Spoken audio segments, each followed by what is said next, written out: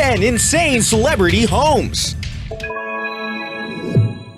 Number 10. Kim Ye. Best known by their one-name moniker, Kim Kardashian and Kanye West are one of the most famous celebrity couples on the planet. Is it any surprise that they live in a home that most of us could only dream of spending even one night in? Though the couple has been in the news for negative reasons as of late, Kim being robbed and Kanye for having some supposed mental breakdown, at least they have a palace in which to spend their idle time. The couple purchased this massive Hidden Hills abode for $20 million, but weren't entirely satisfied with it, so they renovated the place. Now the 5-acre property, or a tiny town, reportedly includes a 2-story playroom in case a 1-story room fully devoted to children wasn't enough, a full-size movie theater, a gym, and a basketball court. No rap mogul's house is complete without a sound studio, and of course, Kim had to have a full spa on site, so those were built as well. They even bought their neighbor's property to make room for all of the additions they wanted. North and St. West are either the most fortunate or the most soulless children on the planet. Number 9. Donald Trump. Trump and his wife Melania may not be staying at their $100 million 66th floor penthouse in Trump Tower, New York, as much now as they will be taking up residence at 1600 Pennsylvania Avenue for the next 4 years. While the White House is lovely, Trump has plenty of reasons to not want to move out of his Big Apple residence. The ridiculous apartment is 3 stories whose walls, floors, and columns are covered in marble. The platters, vases, and furniture are accented with gold. Greek statues and art dominate the interior, as well as flattening, grandiose portraits of Trump and his family.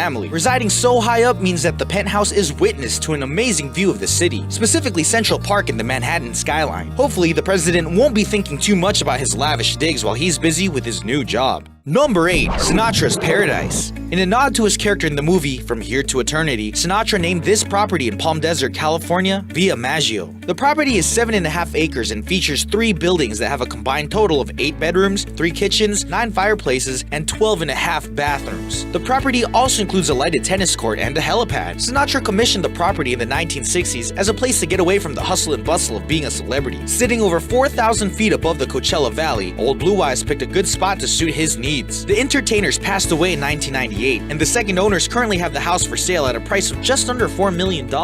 Number 7. Lil Wayne. Weezy has been trying to sell his Miami Beach property for 2 years now without success. He lowered the price over the course of 2016 from $18 million to $12 million. Celebrities often find it difficult to sell their homes, especially if they have made modifications to suit their specific tastes. The rapper's house is 15,101 square feet, has 9 bedrooms and bathrooms, a professional recording studio, movie theater, and a rooftop skate park. The beautiful open interior home sits on the water in Miami Beach. In August of 2016, a prankster called the cops saying that someone had been shot and was bleeding at the home. Police arrived to find Lil Wayne asleep, and after finding nothing in the home, left without further incident. It was the second time such an incident has happened since Wayne purchased the house, and could be why he seems so desperate to sell the place. Number 6. Ashton and Mila. The couple made famous by co-starring in That 70s Show has enjoyed the fruits of their labor. With a daughter on the way, the couple purchased this $10 million home on April 1st, 2014 that is stupider than Kutcher's That 70s Show character. The house is on a private street in a gated community in Beverly Hills that is well away from paparazzi. The home is 7,300 square feet and has 3 huge bedrooms and 4 bathrooms. Admittedly, its dimensions are slightly dwarfed by the other insane pads on this list, but when's the last time you saw either of these people in a good movie? Number 5. Enya. When you look at the fact that Enya has sold more records than One Direction and calls Bono her neighbor, you would assume that the Irish singer has a pretty insane lifestyle. And you would be right, though not in the ways you might imagine. Despite being world famous, the singer has only been spotted in public a handful of times in the last decade, and apparently men find her dark and challenging. She lives in a small castle in Ireland as a recluse. Apparently, her only constant company is cats, a lot of cats that live on the property. When she moved in the late 90s, Enya had the entire house redone. Her bedroom opens to the Irish Sea, and she has incredible views of the Wicklow Mountains on one side and the Dalkey Islands on the other. Her music and successes are unique and will never happen again. Based off her living situation, she could also be called the world's wealthiest cat lady. Number 4. Howard Stern. $200,000 for hurricane shutters? $10 million on renovations alone? No problem for the most successful radio personality of all time. Stern reportedly spent $52 million to purchase this insane mansion in Palm Beach, Florida in early 2013 and had those refurbishments done in early 2016. The specialty shutters weren't cheap, and so, as you might guess, they are very heavy duty and able to withstand winds and debris impact of up to 276 miles per hour. They are also remote controlled and cover every one of the house's many windows. The home itself is even more remarkable. The mansion boasts 12.5 bathrooms, in case the first 12 are taken, 5 bedrooms, and sprawls over 19,000 feet across the Florida beachfront.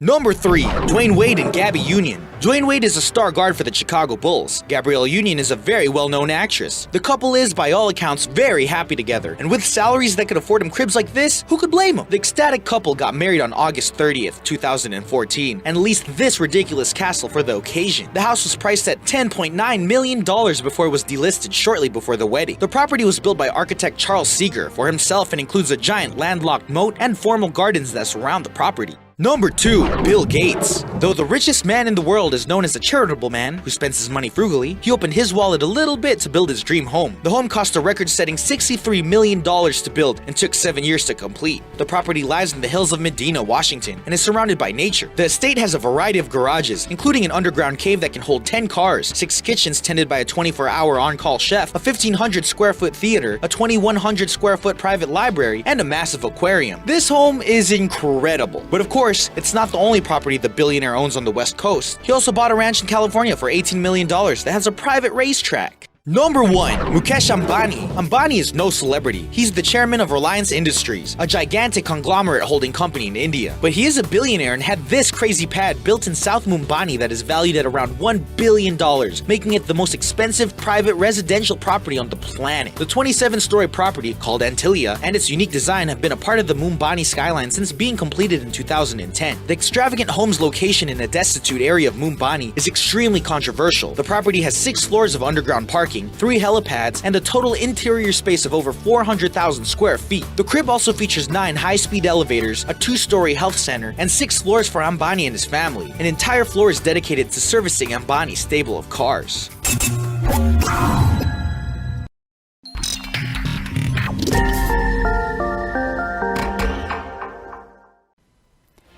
Hello and welcome to another property news update. We've got 2 guests for you today. I'll tell you why in just a moment and who they are. But the stories we're going to cover today: the mudhouse that took 5 years to build, the future of property is female.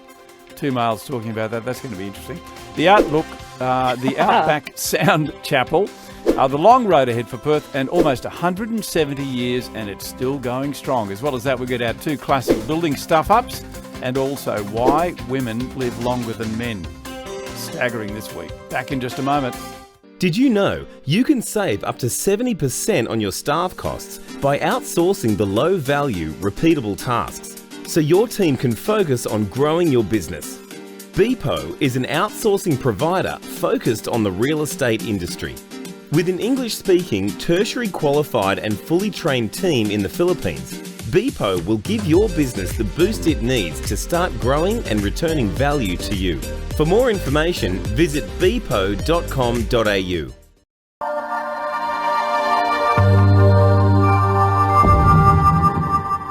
And joining me once again, Kieran Clair from Bricks and Mortar Media. G'day, Kieran.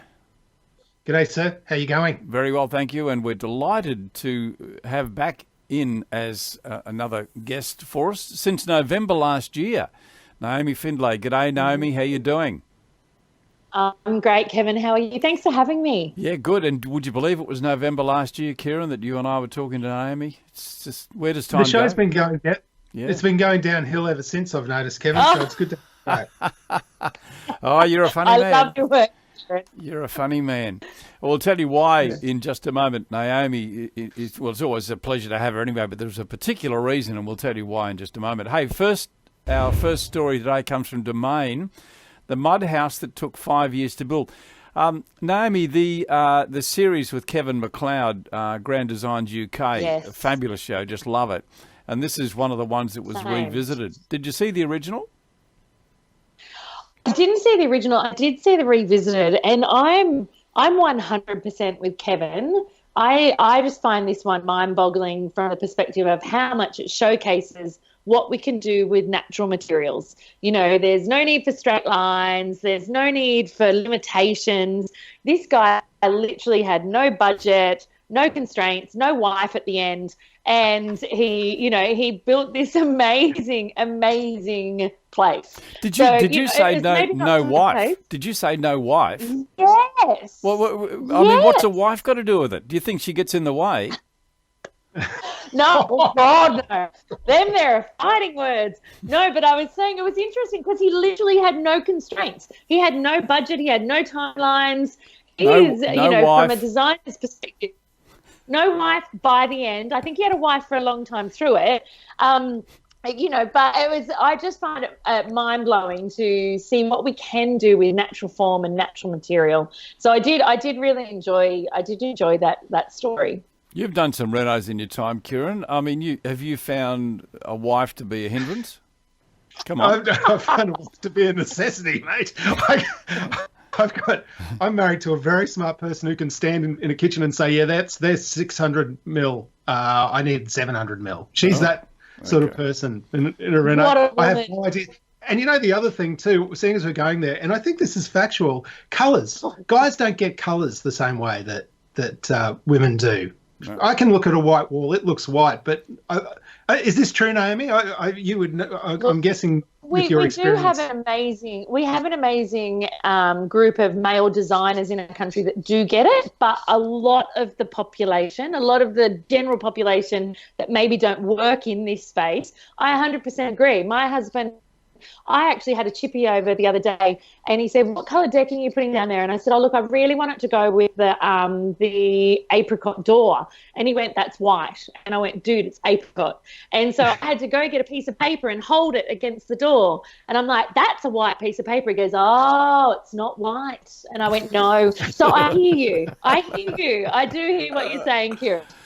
Oh, wonderful insight there from Naomi, and that's why it's a perfect segue into telling you about Real Estate Talk, which is coming out, our new show tomorrow, and we feature Naomi in that show as we announce the brand new show on Property TV, which is called The Reno Show, strangely enough, and it's starring Naomi, and yes. So, do you know when it's running on PTV? I think it starts next week. I think June 11, I think, is the first one that's coming out, which is really exciting. It is exciting. Because obviously I love what I do, and so to be able to share it with more and more people and have more and more fun, it's a gift. It's a beautiful thing. It is, and we're so looking forward to it too. So watch out for that. That's going to be coming out from next week. As well, in Real Estate Talk, we're going to talk about verbal offers over properties, off-plan purchases, and how not to get screwed by a builder. It's written by a builder. It's a book. There, Naomi, you might want to see this book too.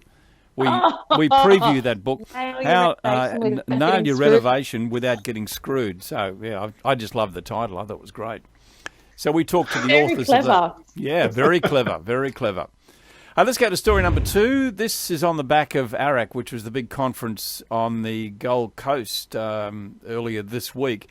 The future of property is female. More young women are becoming million-dollar earners despite the changing real estate market. I think it's changing because of women. Kieran, what do you think?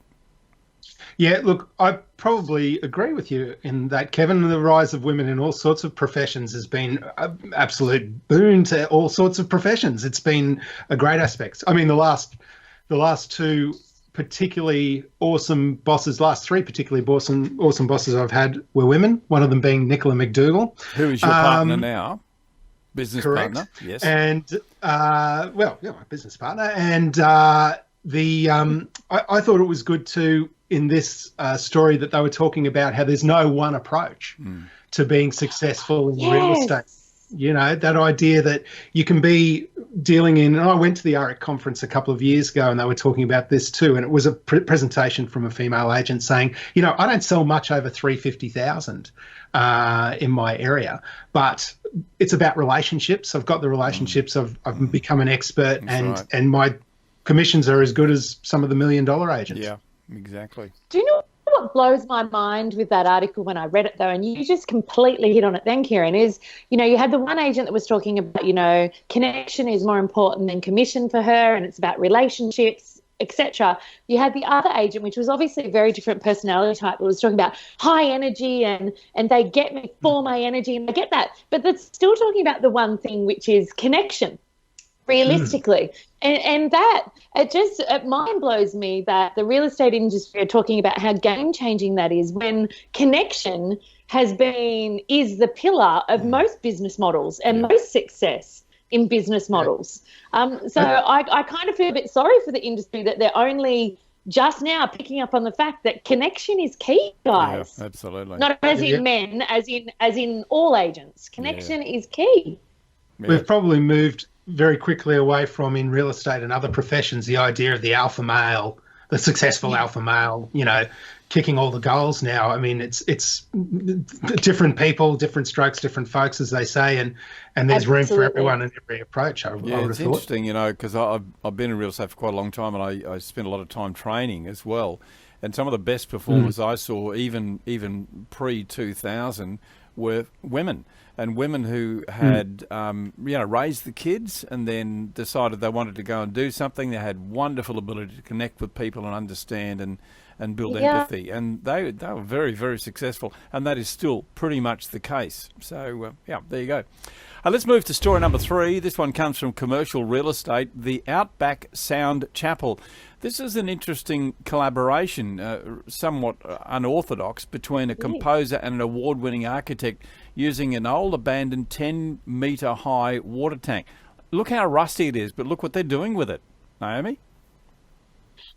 Oh, look, it's quite inspiring. And when I was reading through that article, it was written beautifully well from my perspective, in the sense that you could literally visualize the effect that that's going to have on the surrounding countries. Like, you imagine laying out under our beautiful sky, listening to the acoustic quality that can be produced from a vessel like that. So I kind of love it. One of the things which, I am immersing myself in this year is a new project called Farms to Fortune, and it's all about, through property, helping people rediscover and fall back in love with our immense, amazing country. And so when I read this, I was just like, woo, this is awesome that, we have the most phenomenal country with phenomenal properties and elements like this water tank all around it. So I'm just super pumped. I'm pumped that it's happening, and it is ridiculously quirky. Yeah, very quirky, and I think, full marks to the composer who's behind it. I just forget his name. You might have written it down there, George. Kieran. Yeah, George's Lentz. George, yes. I wonder how they're going to struggle to get artists out there, though. It's like it's in the outback. 100%. One of the interesting things too is when they talked about how some of the other regional areas have been doing this. Have you ever been out to Winton, either of you? Yes. No. Yeah, the musical fence out at Winton. They've set up a fence where you can play music on it, and it's kind of part of within the nearness of the CBD of Winton, which is, it's still a CBD. Yes. It's just a little smaller than most. But they've set up a fence. They've used reclaimed items to build a drum kit. And you actually sort of go to this paddock area with an old shed, and you can go out there with your kids and just belt away madly on How it. good's that? But it's just one little quirky element that is a tourist feature for that area. So, this sort of thing can well and truly catch on. I can see lots of film clips being filmed there. Yeah, absolutely. A really very cool film clip destination. Yes, agreed. Indeed. Hey, Naomi, I'm going to be fascinated with this. This is a new element we've brought into the show since you were on last time, and it's all about why women live longer than men. And believe me, we've got a lot of these photos to feature in the coming weeks. But have a look at this one. Literally what's happening here is 2 guys holding someone else by the feet while he gets down and paints in that pit. I mean, surely there'd be a better way to do that. Like a long pole? Yeah, like a long pole or a ladder, maybe. Never work. There's a whole. I have to give them cred for the effort that has been put in. There's some substantial effort going on there, and there's just a whole world of strength. But it just, as I mentioned to you earlier, Kevin, I was looking at it for ages going, what are they actually doing there? And why on earth would they do it? And for me, I'm just imagining what the other 2 people could have been doing with their time if they weren't holding the guy up. I tell you what, you'd have to trust them. The guy in the pit would have to trust those 2 guys up top. I have to look. I have to beg to.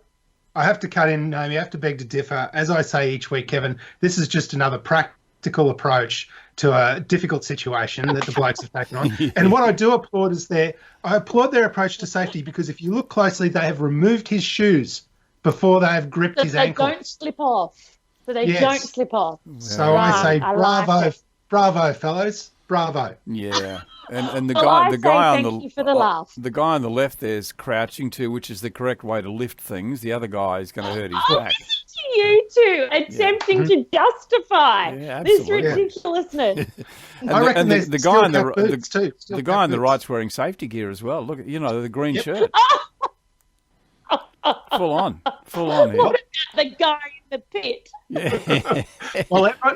Well, everyone else is rushing around looking for a ladder. This bloke's getting it done. Getting it done. That's right. You are the king of reframing. Yeah, the king of spin. We're going to take a quick break, come back in just a moment, and we will tell you about the long road ahead for Perth and lots of other stories as well. And don't forget our building stuff upcoming later in the show too. Back in just a moment.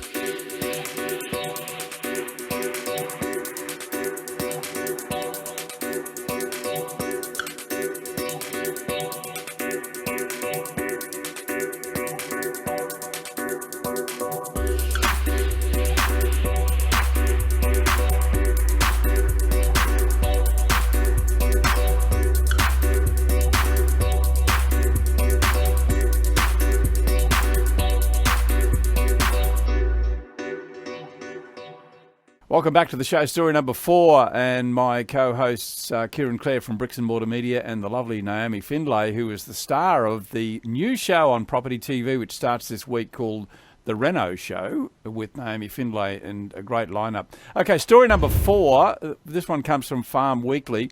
The long road ahead for Perth.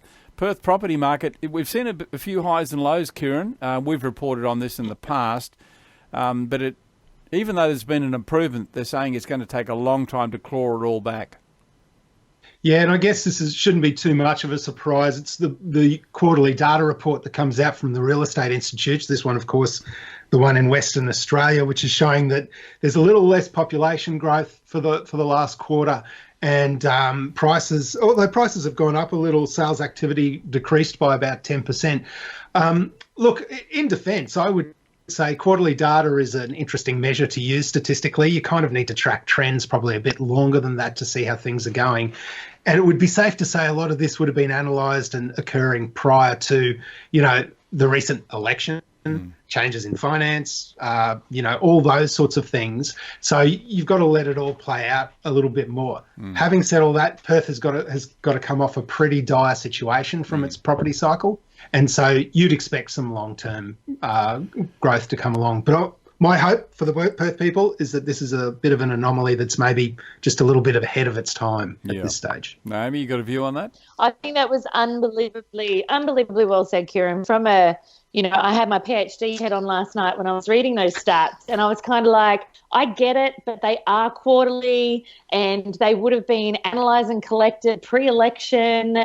And, I do agree that I want to see Perth beautifully and substantially and steadily rise and give them some relief over there. But I don't want I don't want people throwing babies and bathwaters out with this one quarterly snapshot, which, as you mentioned, and I 100% agree, the power in that sort of sample of stats shouldn't be anything that baby and bathwater go out with.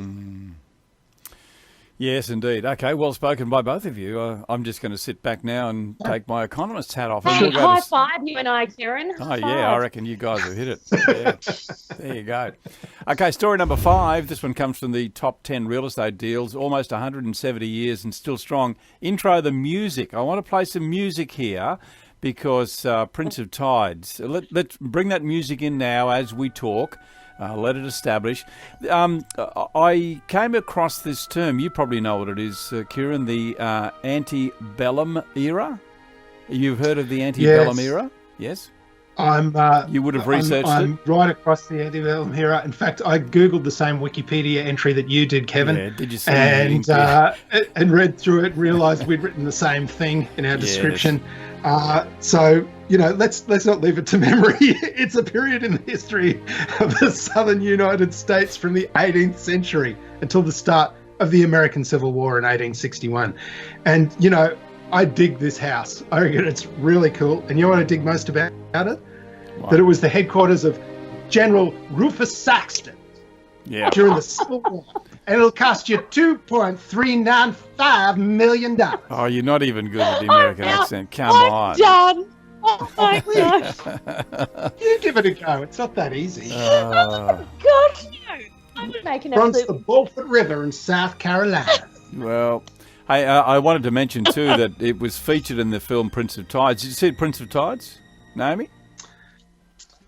Oh, you know what? I am a massive offender of watching very little TV for recreation. So no, I haven't seen that one. Is it one that I should see? It is one that you should see, and the music is absolutely magnificent. I fell in love with the music more so than the movie, but it's a fairly old movie now. But yeah, it's a good one. I like it. I thought it was good.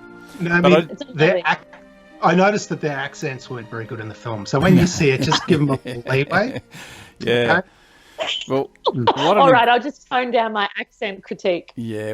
Good idea. What an incredible home, though. 160 years old. It's almost 170. I think when I did the sums, it's about 167 years old. So that's quite remarkable. Beautiful. Hey, we're going to go out and our building stuff up. This is another feature in the show, Naomi, that this wall could only have been built by a male. A woman would never have planned this.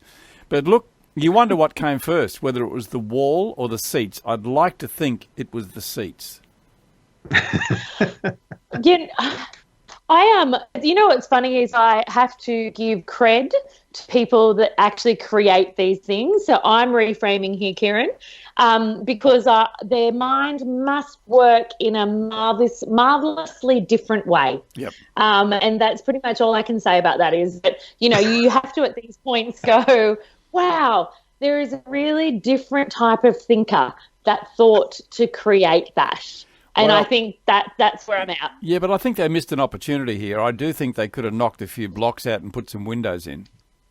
Yes!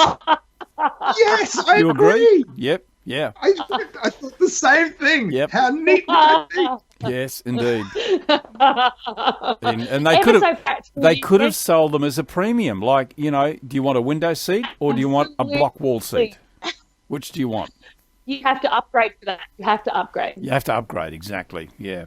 Hey, guys, it's been fantastic. We are out of time. Naomi, looking so forward to seeing your new show on Property TV coming up this week. The 11th, isn't it? The 11th of June. Yes. Yeah. Yes, it is. And lots more to come too. The wonderful Naomi Findlay and the brilliant Kieran Clair from Bricks and Mortar Media. Thank you, guys. Great catching up, and we'll catch up again soon. It's a pleasure. Good on you. See you guys. Thanks, man. See you, Kevin. See you guys. And watch out for Real Estate Talk. It's out tomorrow, and my chat with Naomi Findlay in that show as well. See you next week.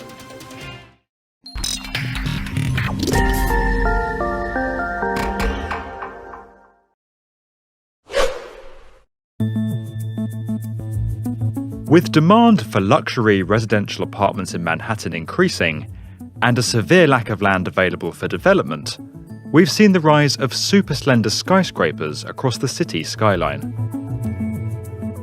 While this trend originated and first became identifiable in New York through structures like 432 Park Avenue and 53 West 53rd Street, the phenomenon is no longer limited to the city and is beginning to have global repercussions. Around the world, developers are now striving to maximize floor areas and value from small sites by employing the super slender high-rise technique. But while such an approach does improve return on investment, the limited site access and additional engineering associated with building these towers makes them much more expensive to develop. Now in Australia, contractor Hickory Group have pioneered a construction method that uses prefabricated modules to improve quality, streamline the building process, and reduce overall construction costs. While the projects using this method have so far been modest in comparison to the super tall giants of New York City, Hickory are about to take their prefabricated building method to new heights in the form of Australia's most slender skyscraper, the 60-storey Collins House in Melbourne.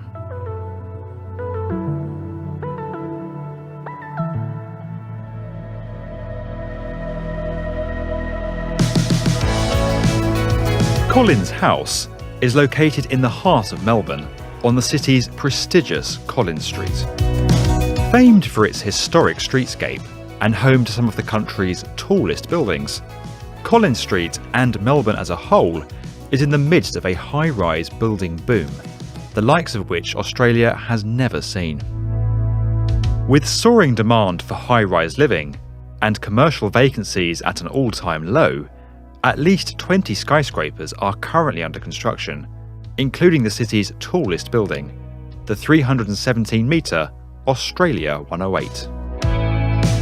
The demand has driven land values to record highs, with a modest site just a block from Collins House recently selling for over 140 million Australian dollars. Now, developers are pushing engineering to the extreme in order to make the most of the small parcels of land they are able to acquire. The Collins House site is a mere 12.5 metres wide. Fronting the bustling Collins Street, and with occupied commercial buildings on either side, developers' golden age had no choice but to build upward in order to maximise floor area. As part of the development, air rights were purchased from an adjoining building along the eastern boundary, allowing architects Bates Smart to design a 4.5 metre cantilever over the neighbouring property and increase the size of each floor by some 35% from the 14th storey upwards. With only one access point to the site, manoeuvring plant, materials and other equipment during construction was always going to be a struggle. While the first 14 storeys of the tower are constructed from concrete, Hickory's prefabricated structural units form the remainder of the skyscraper's height. The use of prefabricated techniques has had a remarkable impact on the quality, speed, and level of safety on the Collins House scheme. With the majority of components assembled off-site and craned into place within an hour of delivery, the project's programme has been reduced by 30%. These prefabricated modules also reduce the extent of external safety screens and barriers required, as the building is enclosed once the module is in place. Being assembled off-site under controlled factory conditions allowed the modules to be inspected and any defects rectified prior to delivery, drastically improving the quality of the finished product and further reducing downtime on site. Offering 271 luxury apartments across its 60 floors, as well as a host of residential amenities, Hickory's modular system provided a more flexible floor plate that can be adapted across the levels, depending on the intended use of each space. Currently rising toward its 190-metre total height, Collins House will become one of the tallest prefabricated buildings in the world when it completes in 2019. While Collins House is some way off the 426-metre height of New York's 432 Park Avenue, the slenderness ratio of the two structures is almost the same, at 1:16 and 1:15 respectively, making Collins House a powerful case study for the prefabrication of other super slender towers around the world. With developers and contractors constantly searching for new ways to reduce building costs, keep standards high, and speed up construction, the success of pioneering methods like this, and on a building like Collins House, could set new benchmarks for the industry in the years ahead.